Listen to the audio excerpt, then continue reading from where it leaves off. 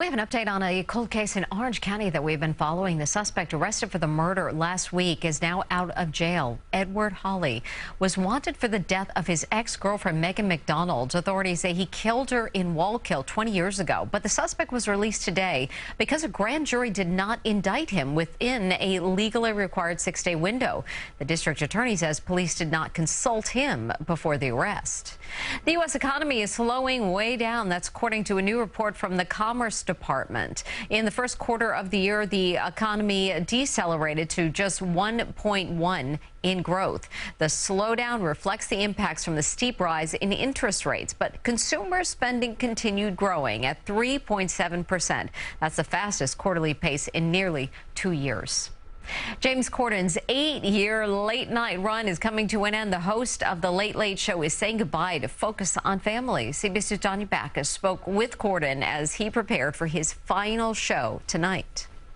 I'm James Corden, and this is The Late Late Show. Roll the title! In 2015, James Corden came onto the late-night television scene a virtual unknown in the U.S. 8 years and some 1,200 shows later, do you mind if we listen to some music? He's now redefined late night. Knowing that the end is near, what are the thoughts, what are the emotions? It's really hard. It's really hard to compute and take in.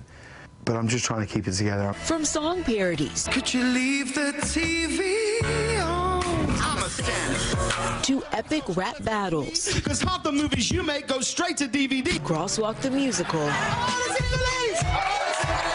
and carpool karaoke segments with global icons that became viral sensations. The show's groundbreaking impact is undeniable. We could have had it all.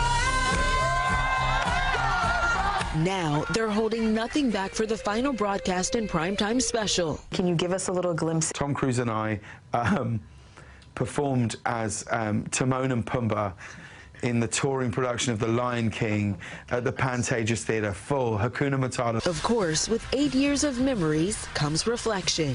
What would you tell yourself 8 years ago when you first started this show? I tell him just to enjoy it and to not ever take for granted that you really are working with some of the best people you'll ever work with in your life, because that's the thing I'm going to miss the most. And what's next? I have no idea. I don't know. Say goodbye to it. We did everything we came to do and more. One thing that is certain, the mark he's made on late night television. Danya Backus, CBS News, Los Angeles. And you can watch the big farewell to James Corden right here tonight on CBS 2, starting with the last Late Late Show with James Corden carpool karaoke special that airs at 10 o'clock. Then at 12:35, Corden's farewell show. Just ahead on CBS 2 and streaming on CBS News, New York rain heading our way this weekend. Elise has a preview and more on what you can expect. After my car accident, insurance offered me $50,000, but my attorneys now at the Barnes firm got me $1.3 million. What's your case really worth? Call now and find out. Call 1-800-8-million. When you buy an appliance at PC Richard & Son, you always get the lowest price on top brands like Samsung.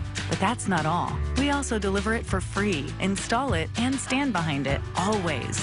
PC Richard & Son. Before I was diagnosed, there was nothing really to worry about. And then when I was diagnosed, there was just such a big weight put on my shoulders. Every night I felt like maybe I won't wake up tomorrow. But there's no way that this is gonna win. I'm winning. St. Jude Children's Research Hospital works day after day to find cures and save the lives of children with cancer and other life-threatening diseases. You know, there are treatments that were invented within the walls of this hospital that have continued to improve the cure rates for pediatric cancer. And St. Jude's not going to stop until every single kid gets that chance to walk out of the doors of this hospital cancer-free. If it weren't for St. Jude, I wouldn't be sitting here today.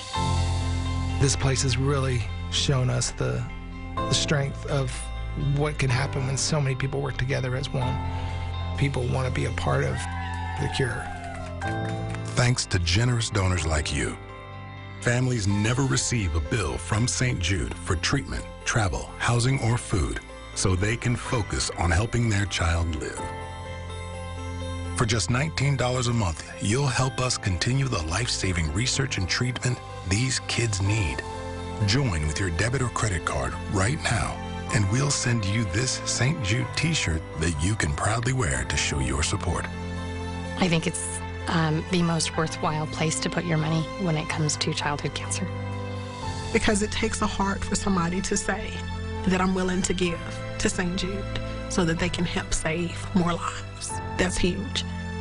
Our giving to St. Jude is right up there with our mortgage. That's the priority that we put on giving to St. Jude.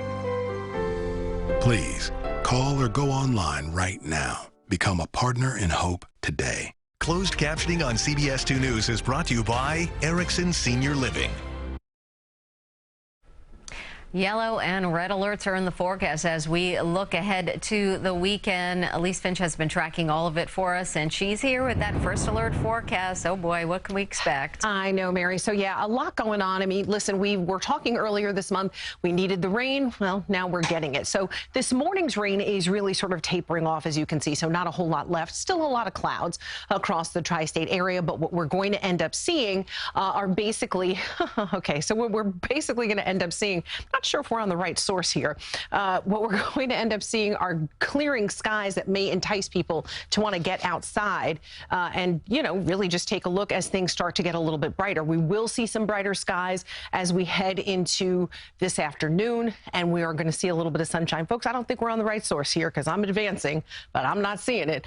So what we've got, basically, what we have going on here is basically cause for both a yellow, there we go, a yellow and a red alert. So the yellow alert is going to be our issue for Saturday, the red alert Sunday and into Monday. So wanted to show you some of our biggest concerns. We've got these two substantial rain events that happen in less than 72 hours. So we could potentially pick up 1 to 3 inches of rain. So that means flooding concerns, yes. Major flooding concerns, probably not.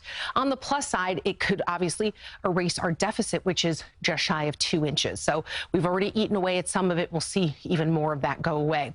As we take a look, this is the clearing that I'm talking about later today. We'll see, obviously, a little bit of sunshine. And then tomorrow's kind of the reverse. Instead of starting with wet conditions and then ending a little drier, tomorrow we start drier. We see the rain move in late on your Friday evening, Friday night, but it lingers into Saturday morning. Saturday morning will be rainy and blustery. And really, that's the first half of your Saturday. Saturday evening looks a little bit better. And then we head into Sunday. Here comes the next system.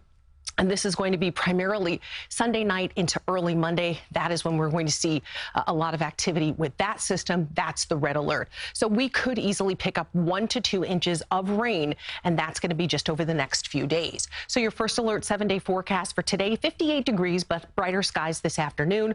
Tomorrow, 61, ends with rain. And then you can see both yellow and red alerts this weekend. Mary? Elise, thank you.